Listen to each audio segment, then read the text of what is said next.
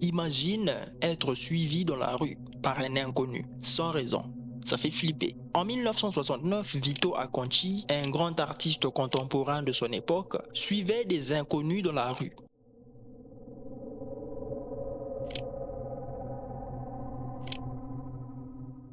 Et tout cela au service de l'art, parce que ceci était considéré par lui-même comme une performance artistique et par les gens qu'il suivait comme du harcèlement. Ce mec est bizarre, appelez la police, se disait-il, j'imagine. Salut. Aujourd'hui, on va essayer d'observer ensemble cet univers très bizarre de la performance artistique, ou comme on appelle ça en anglais, live action art. J'ai un très bel accent américain.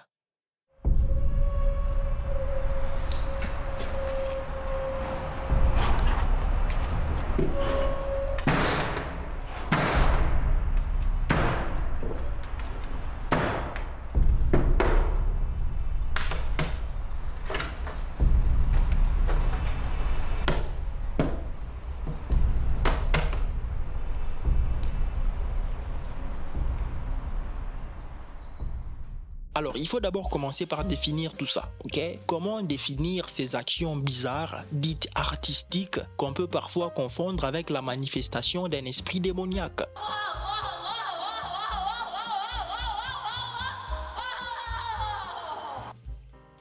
Comment?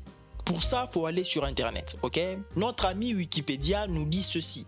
Une performance est une œuvre d'art ou un échantillon artistique créé par des actions menées par l'artiste ou d'autres participants et peut être en direct, documenté, spontané ou écrit, présenté à un public dans un contexte de beaux-arts et plus particulièrement en art contemporain.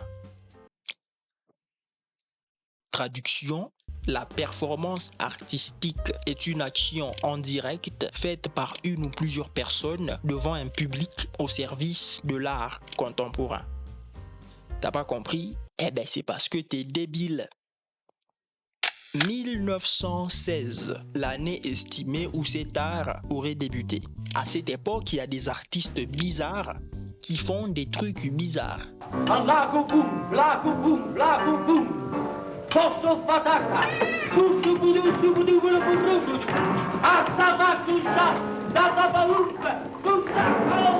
Il y a des mecs qu'on appelle les dadaïstes et d'autres qu'on appelle les futuristes. Pour te donner un bref aperçu, le dadaïsme, c'est ça. Normalement, ça c'est un urinoir pour faire pipi avec son zizi. Mais dans un contexte dadaïste, c'est une œuvre d'art. C'est-à-dire un mec a pris cet urinoir et a dit c'est une œuvre d'art. Et ça vaut très cher. Comme le dadaïsme l'était, après tout, le dadaïsme était une tendance à se débarrasser d'une façon violente des choses acceptées et admises. Et à côté de ça, il y a le futurisme. Et le futurisme, c'est ça. Voilà. C'est très abstrait, sans forme, difficile à comprendre, et ne compte pas sur moi pour t'expliquer ce que c'est.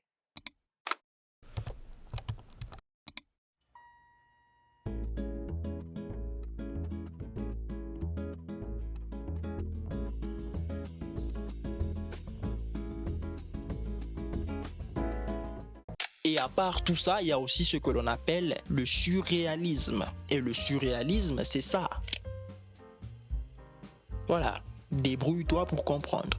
Bref, comme tu l'as remarqué, les dadaïstes, les futuristes, les surréalistes, c'est des mecs, si t'aimes bien la drogue, traîne avec eux. Parce que apparemment, les mecs, ils fument des trucs qui viennent d'une autre planète. Leur dealer, c'est un martien. Et donc, c'est avec ces inspirations-là, ces inspirations du dadaïsme, du futurisme, du surréalisme, que l'art de la performance va évoluer. C'est avec cette idée-là que l'art, ça peut être tout et n'importe quoi, ok? Je te chie dessus, ferme ta gueule, c'est de l'art, c'est de la performance. En gros, les mecs, ils veulent briser les codes. Les gars, c'est des voyous, c'est des rebelles, c'est la rue, allez tous vous faire en cul.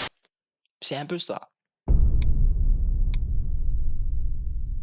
Mais pourquoi? Pourquoi faire tout ça? On va essayer de comprendre cela. Mais avant ça, voici quelques extraits sans commentaire de performances artistiques.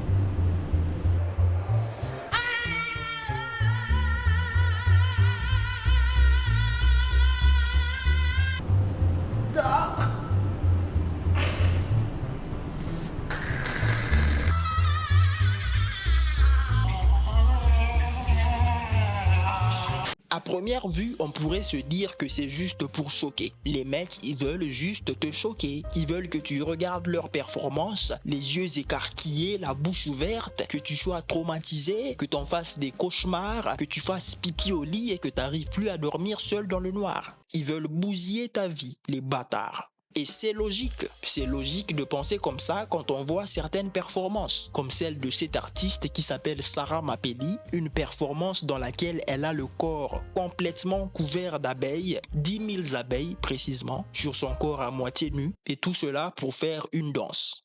Of amazing momentum to create the golden wax of queendom.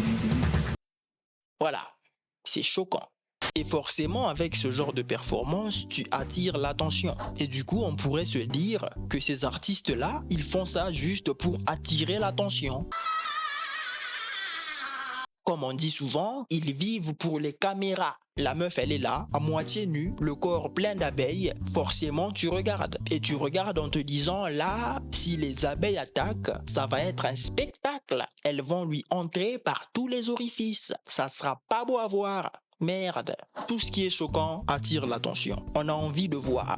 Du coup, ces artistes-là, à la stabilité psychologique douteuse, feraient-ils tout ça juste pour être vus? Et parfois, on peut être vu pour la bonne cause. Comme cet artiste qui s'appelle Wafa Bilal, qui en 2007 s'est fait tirer dessus volontairement par des inconnus.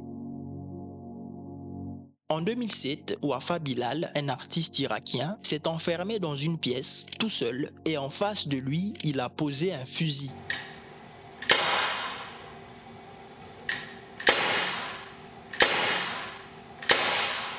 Un fusil de paintball que les gens pouvaient contrôler à distance, et tout cela en direct live. Et évidemment, le mec, il s'est fait rafaler. Apparemment, les gens voulaient sa peau. Mais tout cela était pour attirer l'attention sur la guerre en Irak et sur la pression que les Irakiens subissaient en permanence à cause de la guerre et des balles qui crépitaient à longueur de journée.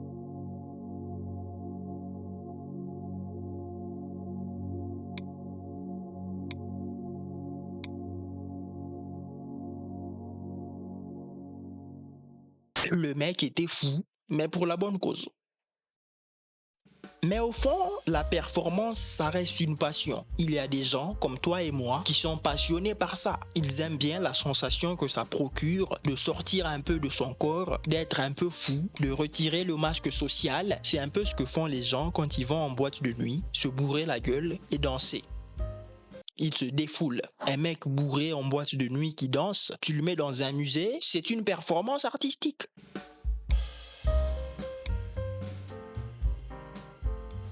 Ma question est celle-ci, et c'est peut-être aussi la vôtre. Comment ces gens arrivent à se comporter comme des, on va pas dire fous, mais comme des individus qui n'ont aucune notion des fonctionnalités de leur cerveau? Ils savent pas comment fonctionne la machine. Ils ont perdu les pédales. Comment? Pour le savoir, je crois qu'il faut demander à un artiste ou une artiste.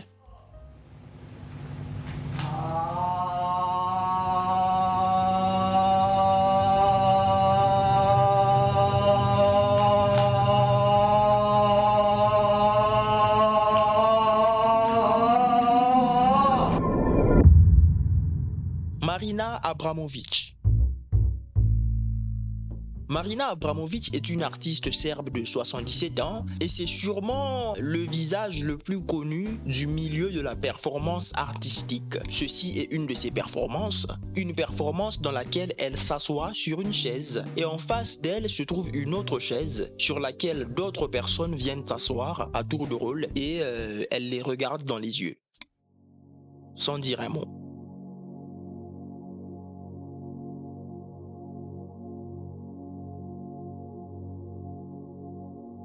Et apparemment, ça fait pleurer. Personnellement, j'aurais éclaté de rire en essayant de me retenir de lui mettre une grosse claque dans la gueule. Marina Abramović est connue pour ses performances parfois très extrêmes. Et donc, logiquement, les gens la regardaient en se disant « Cette femme est complètement folle, sa place est dans un hôpital psychiatrique ». Les gens la regardaient de manière très choquée et en se posant des questions sur son état psychologique. Et donc, Marina Abramović a décidé de répondre à ces gens-là et d'une manière très originale. Marina Abramović va répondre à ses détracteurs avec une performance artistique. What was the goal of that particular performance? So this performance at that time came out of frustration that performance art was seen in such a bad light, and we've been criticized like we are masochists, like we are sadists. This is perversion. We should be put in mental hospital. This is not any kind of art.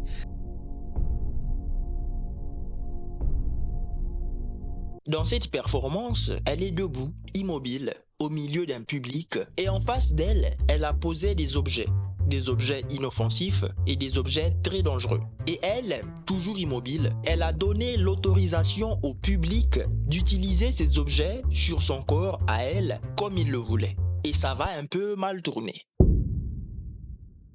Elle va se faire déshabiller. Certaines personnes vont lui laisser des cicatrices sur le corps. Un homme va même prendre le fusil, le charger et le lui mettre sous la gorge, un peu comme pour la menacer. Et Marina Abramović sortira de cette performance traumatisée. They would cut my clothes with the scissors, put the thorns of the roses into my body, cut my throat, drink my blood. It was so scary. And I was half naked, full of blood. Totally exhausted, and they ran away. Everybody ran away. So I knew I could be killed by the public.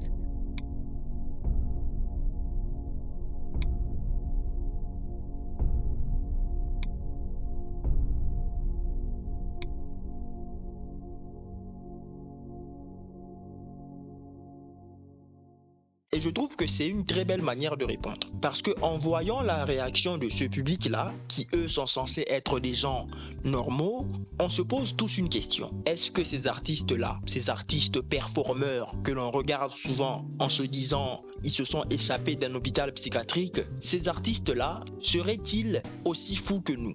Peut-être qu'on est tous un peu fous, mais eux, ils ont juste le courage de manifester leur folie dans un cadre artistique. Ou peut-être c'est juste des débiles qui nous prennent pour des cons. Tout est une question de point de vue. Merde. Merci à tous d'avoir regardé cette vidéo, j'espère qu'elle vous a plu. N'hésitez pas à laisser vos commentaires et vos avis, je les attends et je les lis. Et n'hésitez pas à me proposer des idées de vidéos si vous en avez. Et moi je vous dis à plus pour une nouvelle vidéo. Ciao.